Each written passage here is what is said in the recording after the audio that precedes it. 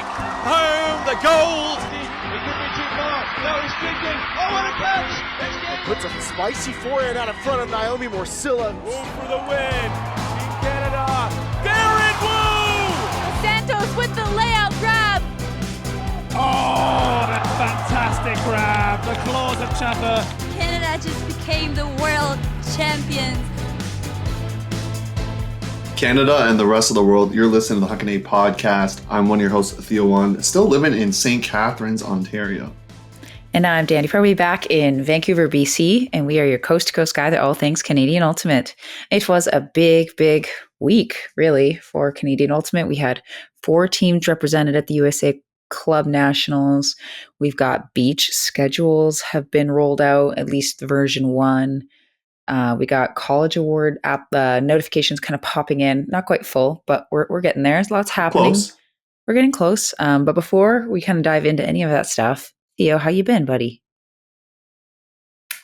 Just working at this secret new job that I cannot say and watching baseball. That's pretty much it. I see. Nothing eventful out here. Living like a student, eating ramen all day. That's pretty much it. I mean, I think no matter how wealthy I get in my life, I will always eat ramen. It's just cannot be beat. So like box ramen though, like literally just pour water and put it in the microwave. Yeah, I mean, I zhuzh it up a little bit, but basically, yeah, the same. Sounds good. Yeah, I didn't have many eventful things, but we were talking about this off air. You have a little story time maybe that I can segue you in. Okay, so for people that know me, they know that I'm really forgetful with my things, or like I leave my things around or whatever. This wasn't necessarily, well, it's definitely my fault, but it's sad. So basically, all of Traffic and Furious were chilling on the beach after our games on the last day. And we're all kind of like sitting in a row, having an adult beverage or two. And then BP comes by, shout out BP, because he's like, Danie, there's cops coming. And I mean, who cares? Like, why the cops care that I have root beer? But anyway, so I'm really focused on this root beer and trying to conceal it and trying to hide it. And then one singular wave comes out of nowhere. There's no other waves that even come close to where we were sitting. And we're all like, shoot, oh my gosh. So we start grabbing everything around us, towels, shoes. I grabbed this bag that had this root beer in it, opened, and I was like really focused on concealing that from the cops, but forgot that my phone was behind me. Oh no. So then I put my stuff away somewhere dry, and then I'm like, oh my gosh, my phone was behind me because I was trying to film some of the traffic people wrestling. It's kind of like a tradition. And so I just brought it out just to film them wrestling a little bit. And then the phone isn't there anymore. It got completely swallowed up by the ocean, got dragged out to sea because I guess these like waves are pretty big. And I was looking at my watch trying to do like find my iPhone, and it was green and then it was red. So it was like within distance and then either off or too far away into the ocean. It's gone. It's in the San Diego Ocean is what you're telling me. And like that sucks. Like it sucks to lose a phone. It happens. But for me, I didn't have like a great backup system. And I just had a lot of content of like my mom on there. So I went into like this immediate sadness, like crying, like trying to figure out if I can like recover this stuff. And I got a new phone today and I haven't been able to recover anything, which really sucks. I have sent a lot of stuff to my sisters, so I think that they potentially send stuff back to me, but basically I'm in a big funk, but I'm very excited to record because it will be like a great reflection time for me of the event because it was really fun, good bonding and all of that stuff. And being without a cell phone or a computer for 4 to 5 days was an experience that I did not realize how deep my addiction to my cell phone was. It was crazy. Okay. Like the amount of times I would like go to reach for it, even like 4 days later, like probably like 20 times in 10 minutes. But you didn't have anything and you're just like reaching for something that doesn't exist. Yeah, exactly. So powerful. Oh my gosh. So, but I got a new phone now. So. Oh, so you're back at it. Mm-hmm. This is actually an addictions podcast, folks. We're not doing Frisbee anymore. We're going to talk about how to unlock your potential in your life by getting rid of electronics. I'm not ready to actualize my potential. I want to feed my addiction. So there it is. That is my sad story. But That's got Beach sad. Worlds coming up soon, so just trying to do some laundry, say hi to my puppy, and then basically get ready to go compete again, which I'm very excited for. So you decided not to. I guess you couldn't stay the week, huh? I was going to originally, but after those kinds of events, you're just so emotionally drained. All you want is like your own bed, your normal food, to cuddle your puppy, do your laundry, and like switch out your gear. So we made the decision to kind of come back for 4 or 5 days before going back down again, which we'll see. I think it was the right choice. I feel really good about being home, especially because I wouldn't have had a phone the whole time, because I don't know about like getting a phone in the States and how that works. So and that addiction, we talked about it. I needed it. I was jonesing. Jones. All right. Well, you're going to be jonesing into the news here. We got news updates. We're going to talk beach actually, and then we'll talk USA Club. So we're going to hit the news right now. We now have breaking news. So if you popped into your feed today, you would have seen that, at least at the time of this recording, that there was a new assistant coach on the women's U20 side. So congrats to Laura Story. We know she's a big fan of the pod, and she's done a lot of coaching out here. Wicked West, come on, they got bronze in 2022, silver in 2023. So hello, Indy. Welcome to the podcast. Appreciate you. And she's done a lot. She's won a few different things. I think she played with Solstice, I believe, as well. And she's also attending PAOK and WMUC. So there you go. Playing with Dinner at 4, fun team out of like the Durham region. So they've added that as their coach. So Victoria Lamb is the other assistant, and then Emma Seaborn's the head coach. Well, congratulations to Laura. I think it's going to be an awesome cycle. That's an awesome team. So it's going to be really, really fun. We got U20 tryouts coming up this weekend in Vancouver as well. So that team should be taking shape very shortly. So speaking of Team Canada, Beach Schedule version 1 has been soft launched. So we kind of have an idea of what's going to be at least coming down the pipe for pool play. So for the open team, they have 10 teams in their division. And so they play a big power pool, or big pool play rather, where they play every team. So they play 9 games and they play 3 a day. It's not like I think for the mix, like we have game days where we only play 2 a day, but they have 3 a day, 3 days in a row, which is pretty intense. But I assume after that, they'll go like semis finals basically. Whereas I'm sure in the other divisions, it might be more like quarter semis finals or whatever. Like there's ways that they'll make up the games, I'm sure. But for now, the open team plays Spain, USA, and Germany on day 1, and their game against the USA will be streamed. Then on day 2, they play the Philippines, Ireland, and France, and their game against Ireland will be streamed. Then day 3, they go Singapore, Japan, and Britain. So they are locked and loaded, ready to play tons of games. Hopefully their bodies are ready for it. The games are shorter. They're like 45 minutes. So it does, and the sand is a lot more forgiving. So hopefully they'll hold up. For mixed, day 1, they play Singapore and then Mexico. Then they play Japan on day 2, which is streamed, and then Britain. And then on day 3, they play Spain and then TC Pandas, which I think is just like a China team. I don't know why they call it the Pandas, but that's cool. Yeah, that's what interesting. it says in the schedule. Or it just Pandas. says TC. I think TC Pandas might be the Mixed Masters team. It just says TC, so Team China.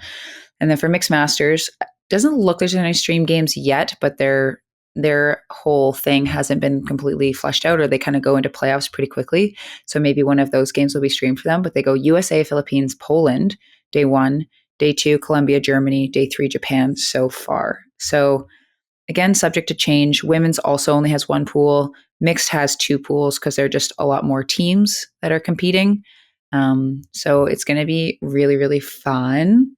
And yeah, look for it. I love that there's so many streams. I'm just trying to think about like the schedule, how I'm going to get out there and commentate some of these maybe, but we will see. Yeah, you're in the booth, right? Yeah, I'll have to figure out now that I know my schedule, and I do want to watch the other TC teams. So it's going to be hard to kind of fit it in, but I think it's a good enough experience that I need to kind of try to make it work. Yeah, you'll end up with a couple WF or WIFDIF, or however they say, WFDF or WIFDIF, whichever you like. You'll end up with a couple polos, hopefully. I got a couple of those in my closet, so you'll add those to your collection when you're on the stream. So, love me some media polos. hey, free polos. Who doesn't want them, you know? I would way rather like a tank, but I know it's less professional. But yeah, so I don't see them doing that. I see. Well, good luck to those teams that are competing. I know there's going to be a friendly with the mixed team versus Singapore and then the mixed masters team. So hopefully teams are kind of be able to figure out kind of their stuff.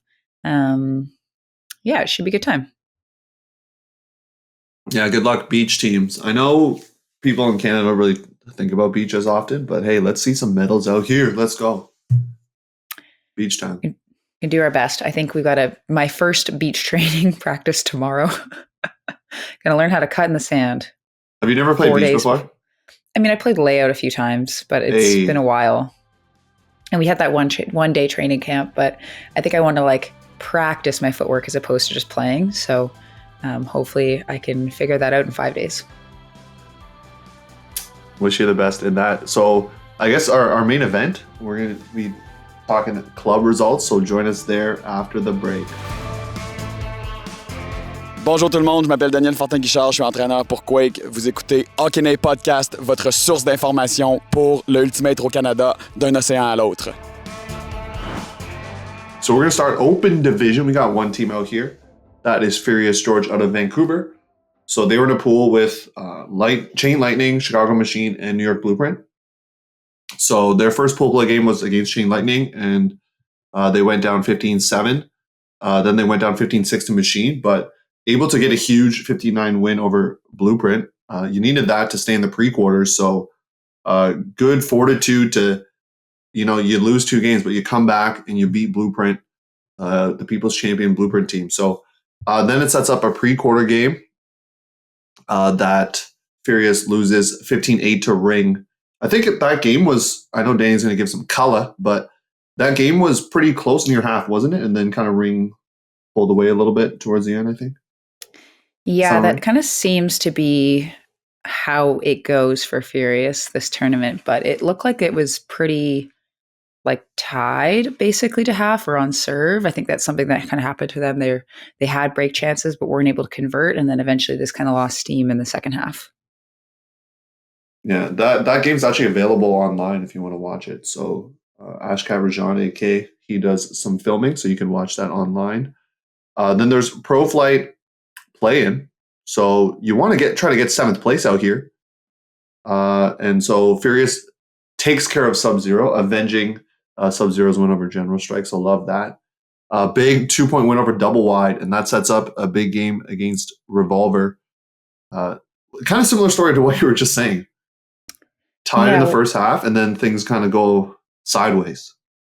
Yeah, when we tuned in or we walked over, it seemed like it was pretty close on serve E in the beginning, and like the whole traffic sideline was getting pretty hype and doing lots of cheering. I don't really think it had as big of an impact as when UBC women cheer for the men. That for some reason makes them just like gods on the field, but did not impact Furious in the same way.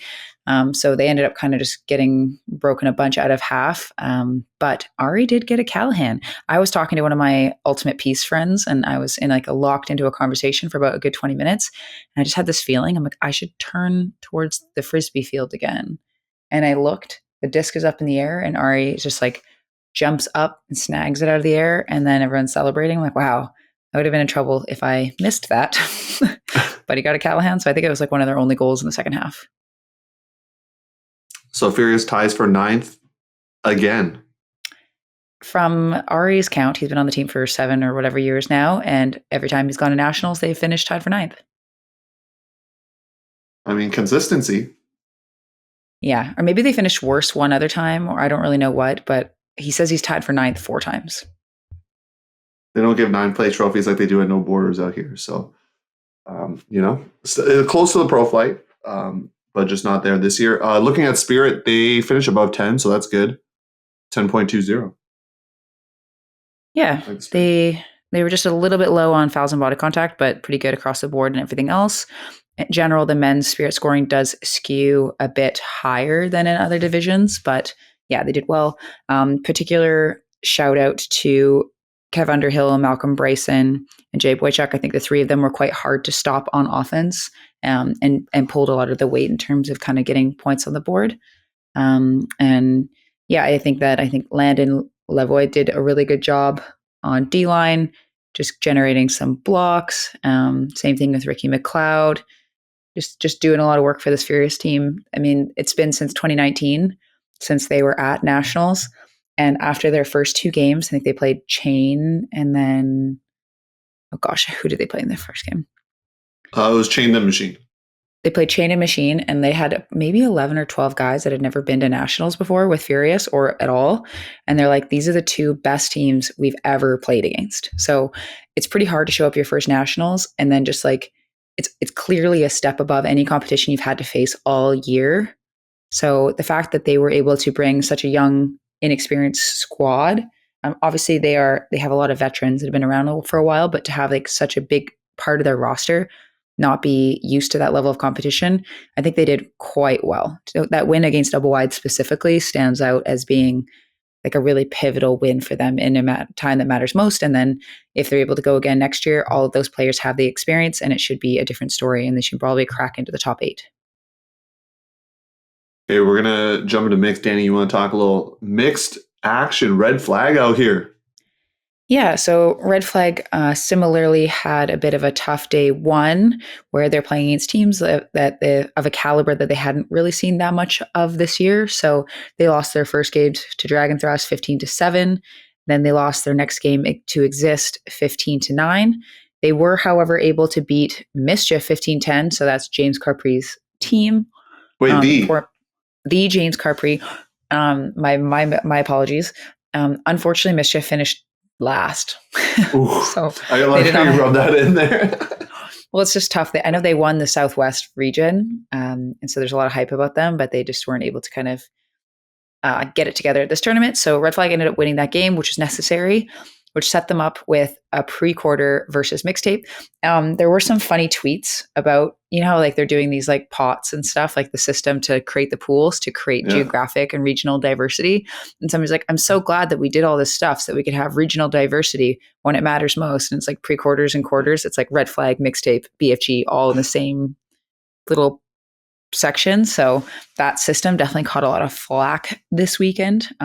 But anyway, so it's a super great game. Traffic, we're going to talk about this later, but we had just been playing Schwa and we finished that game quite early. And so we actually were able to watch the last like 5, 6, 7 points of this game. And so I think Flag was up 1 when we got there and it was really intense. Lots of turnovers, layup blocks, huge plays. But Red Flag ends up beating Mixtape 13-10. It was really, really close the whole time. I want to do a particular shout out for Phil because I think that he was handling super well. And I know that this is his first year on Red Flag. And so I was really, really impressed. Obviously, Mika was dominating her matchups all over the field. I think all the women matching players on Flag are just more athletic than most of the teams they play against. And so it was super exciting to see that. There was a really funny tweet by Khalif that was like, my nightmare I'm living my nightmare, which is losing to a Red Flag in pre-quarters or something like that. It was really funny. Also, I want to give a shout out to Mika Kurohashi because they threw a huck to Khalif and she boxed him out and skied him. And it was awesome. And there's a photo of it. There's video of it. Just makes my day. So they're now set up to play BFG in quarters, which they were not able to kind of raise their game to the same level they were in the game before. So they ended up losing 15-8. Then they ended up losing to Slow on Universe by 1, obviously. But they were up 13-10 or 13-11, I believe. So they just needed to score 1 to close it out. And I think they got broken 2 to 3 times to finish that game. And so now they're playing Shine for 7th. And we were able to watch luckily, Traffic had the first time slot. Then Furious and Red Flag were playing at the same time beside each other. It was awesome. So we could just I was just turning one way, turning the other way. We can watch everybody playing the whole time. But this was such a chippy game. I'm used to Red Flag kind of getting under people's skin. Like they have a reputation. It's not a surprise, but it was the other way around. Like this Shine team was kind of playing nasty. They had 3 cards in the first half. And so if they had one more card, I don't know what it was, they were going to have to forfeit the game. They even offered to forfeit the game. Like the captains talked at half and they offered to forfeit the game. It was that bad. Wow. Petey got hit. I think that was a little bit more incidental, but it was a pretty bad hit.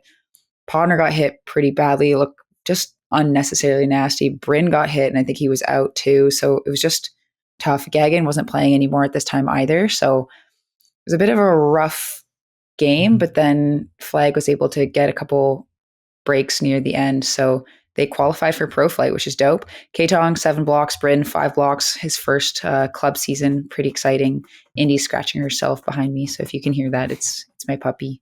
But yeah, shout out to Mika, who's the leading goal scorer of this squad. I just love seeing female matching players being the leading goal scorers on any mixed team.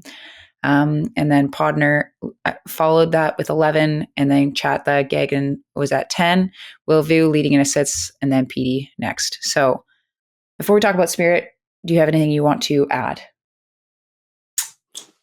I caught some of the stream that you were able to put on, so thank you for doing that.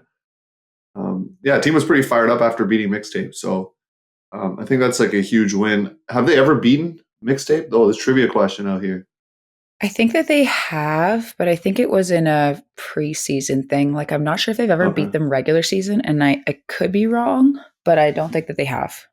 I mean, when you see Khalif's tweet, it kind of makes sense. It kind of checks out that they probably haven't done that. So congrats to you, Red Flag, for getting the final bid and then able to make pro flight. Means you get to go to some cool tournaments. Pro champs, see you next year, I guess? Question mark, yeah. Red Flag? Yeah, I mean, they get to go to all the big kid tournaments now, so it'll be good for their experience. It just helps so much get through pool play when you have played against those types of teams throughout the season. So yeah. Spirit, though. What do we see? Spirit. Okay, well, they're not last. So that's not a good bar. That's not a good bar to set. The team is not they were last. quite a bit lower than where they finished originally. So I think that the last team must have given them some better than 2s in some categories. They finished out 9th overall. Exist finished with a 7.8, which is pretty crazy. There was a 1 given to a team in the mixed division. Like, it just seemed really kind of all over the place. Surprisingly, Shine finished quite high, even though their game, they're kind of in the Middle East, but their game versus Red Flag made me feel like they must be this nasty team. But anyways, Flag was fine in communication. They were fine in fair-mindedness. They dipped the most in attitude and fouls and body contact. And I would kind of agree with, based on what I see, like they definitely have those kind of like taunty celebrations when they get blocks, when they get goals and stuff like that. Like, I can see that rubbing some people the wrong way. And it's just kind of their team identity. Maybe they just don't care at all. And that is what it is. The fouls and body contact one, there's a couple teams that are kind of around that level, but in general, I think across the board in the mixed division, most teams were at 2 or below in this category. I mean, Exist gets a 1.2, so that is wild. Like, that's really bad. Yeah, that means like tons of teams are. Right now, it says that there's 5 scores registered for their Spirit standings, but still, like, that means multiple teams are saying like they were pretty atrocious with body contact. So tough to see out there. Okay, are we good to move to women's here, the final division we're talking about?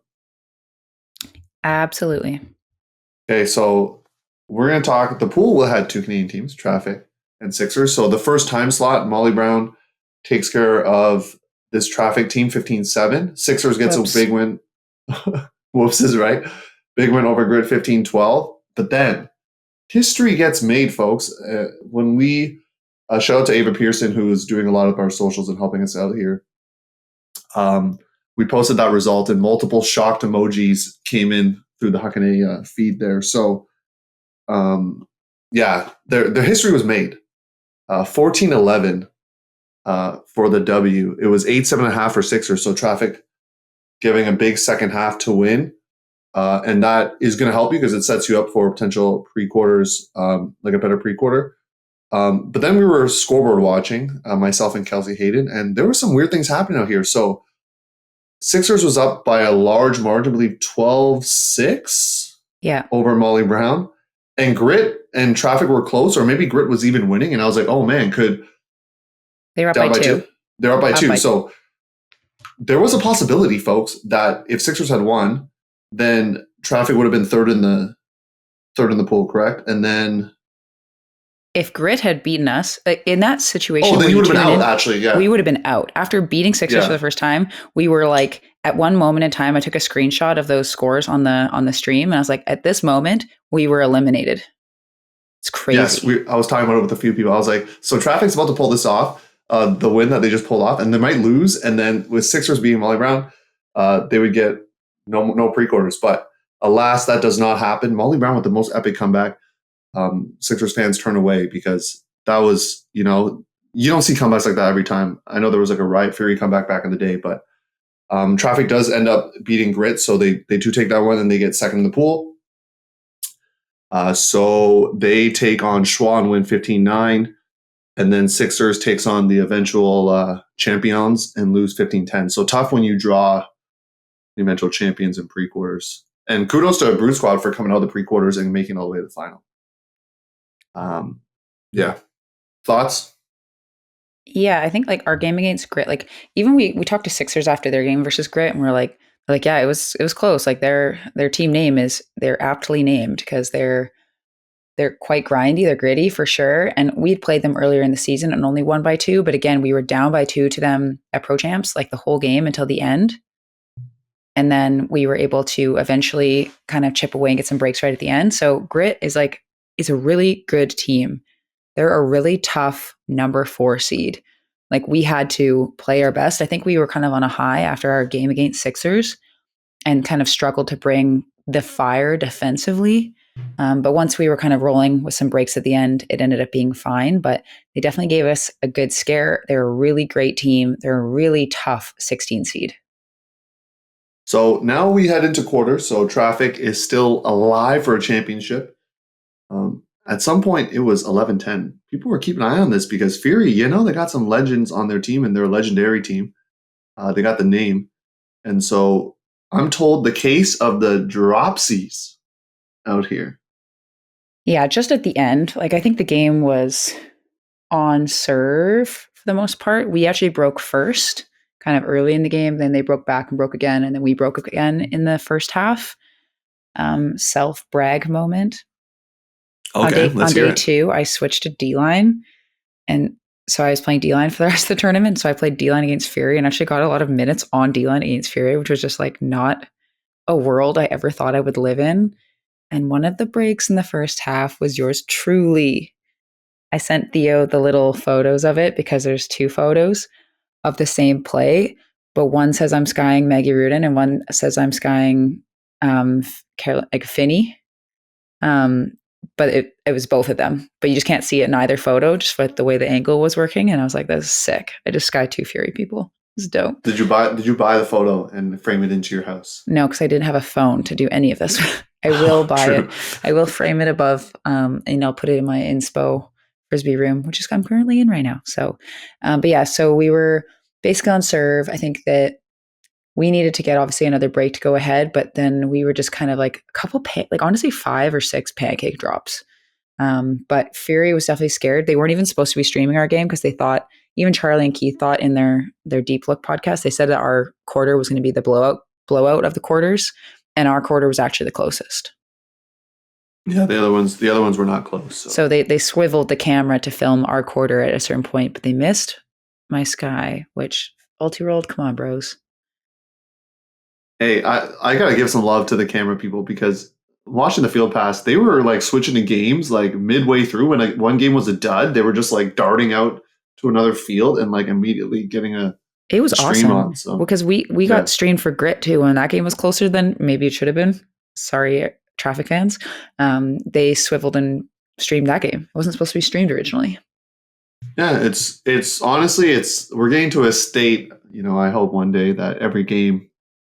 One day in pool play will be streamed. One day. That's the hope. Anyways, we're going to keep going.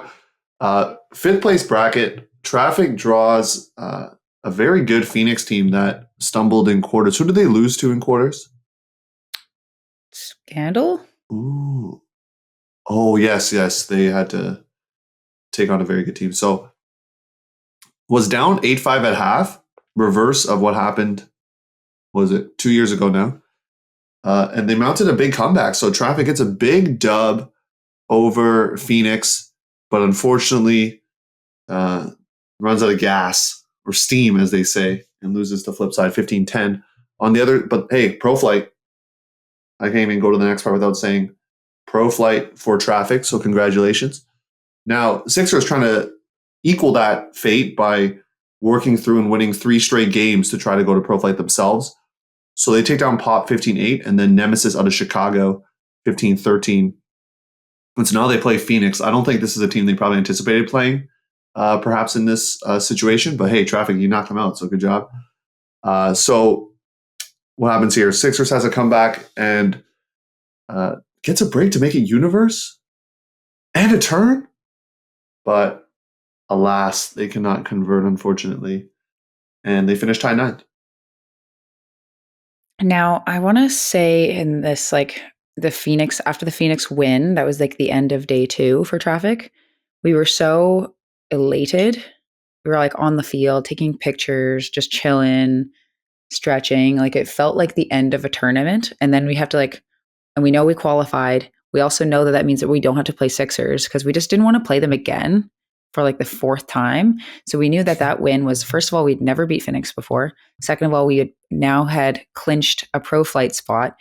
And it also meant that we didn't have to play Sixers. We got to play a new team in Flipside. I've never personally played Flipside. So there were so many things that we were just really excited for. It honestly felt like that was like the end of our tournament. And then we have one more game the next day. So we get all suited up. We play Flipside. Our O-line was doing a great job, but our D-line couldn't convert. Flipside just like outpowered us. So that last game was just kind of like a ran out of gas kind of thing. And I do want to give a specific shout out to somebody on Sixers who I was not like super in my awareness, probably because they haven't been in the club scene that long. Like obviously I've known them through the college scene, but Amanda Hadwin specifically impressed me when we played against them. She was marking me, which was really annoying because like I was in the handler space and then she like struck and I was like, okay, I gotta actually try to sprint as hard as I can. And she was just gaining on me ever so slightly down the entire field. So really used her speed well. She's like quite new to the club scene. And I think her composure on the field was just exceptional. Hey, shout out McMaster.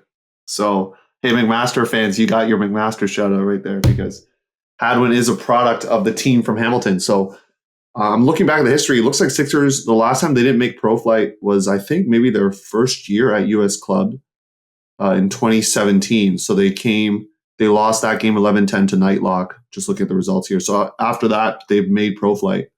So they're going to look to rebound next year. They're going to come back hungrier. Let's take a look at some of the stat leaders. Sarah Jacobson, 12 goals, 13 assists, 6 blocks. We'll ignore the turnovers and just talk about the good stuff over there. Some big moves. Brito Santos, 10 assists, 9 goals, 4 blocks. Alyssa Mason, 8 goals, 9 assists. Jolie Valencerina normally plays with Fusion, playing with Sixers and had 11 goals. Yeah, Joe's sick. Yeah. We're going to look at the Traffic side. Sarah Norton, 20 goals, 6 assists, leading goal scorer. Do you know where she sat in the tournament with 20 goals? Like that's got to be up there, no?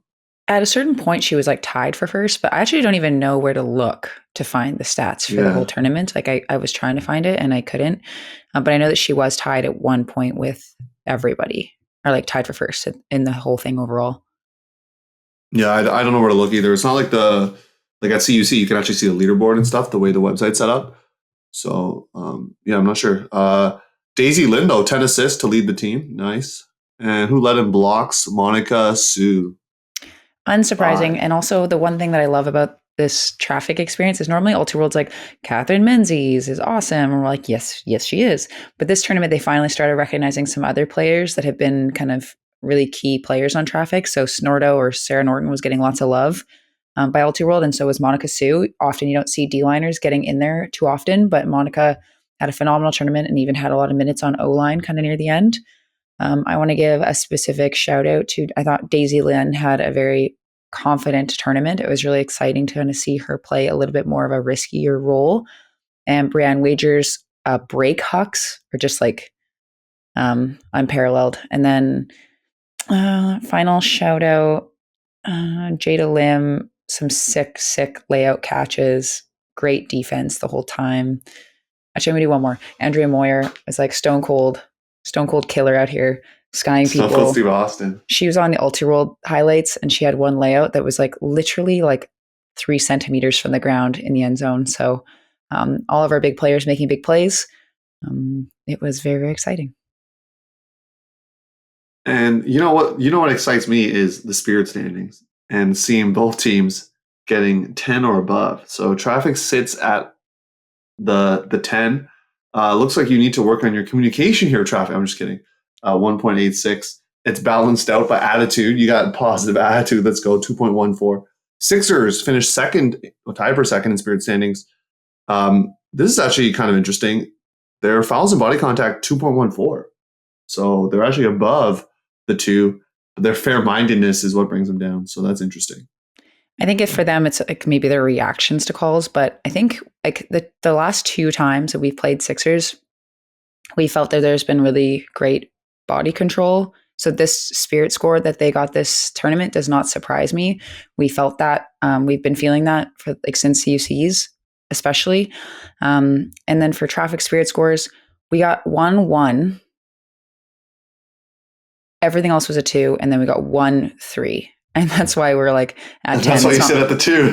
And that's why it's the 1.86 is because like out of the 7 games we played, one team, which was Schwa. It's always Schwa. They always give us bad Spirit scores, even though we don't do anything to deserve it in our minds. Like there's nothing wrong with it. Yeah. But yeah, really, really happy to see both Canadian teams up here, and especially Sixers tied for second. That's really great representation for women's ultimate in Canada.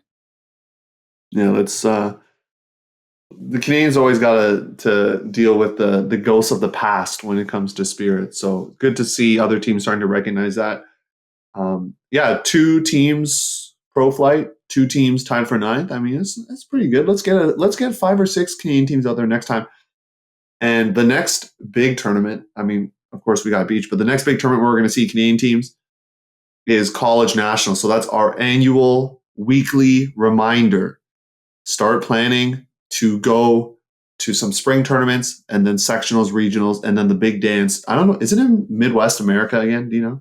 I don't know. Probably. I hope it is. I just hope it is. I hope it's in Ohio or Wisconsin. Come on, San Diego's so nice, though. There's no way they're hosting College National in San Diego. I don't think so. I mean, if college kids are going to pay a bunch of money to fly somewhere, let them go somewhere Midwest. Nice. So annoying. Find the Midwest. I said this last episode. Queens. I mean, I'm going to say this specifically because they won, but Queens, you need to go. Like I say this to them in person. Pete, I know you're listening. Your team needs to go. Okay. You, Ottawa, McMaster, women's, you need to go. So start making those plans, please.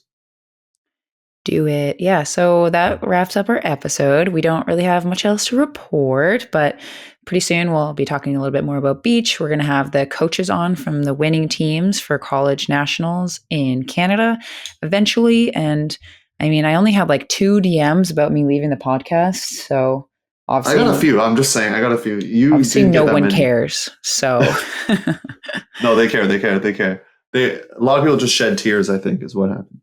I think we got to do an Instagram post too, because I don't think people listen to the very end of these podcasts. That's true. I don't. So they should. I mean, here's a secret, folks. I don't listen to the podcast when it airs. Danny, do you? Sometimes. Oh, but I do not listen to it. So if I say something and someone says like, "Why did you say that?" I'll be like, "I didn't listen back to it, so I don't know." It should be a collage of all the pictures that you sent me the other day. Oh yeah, that'd be fun. A carousel. That was sick. Little collage out here. Yeah. Be a little artsy. Thanks everybody for tuning in, and we will see you next time.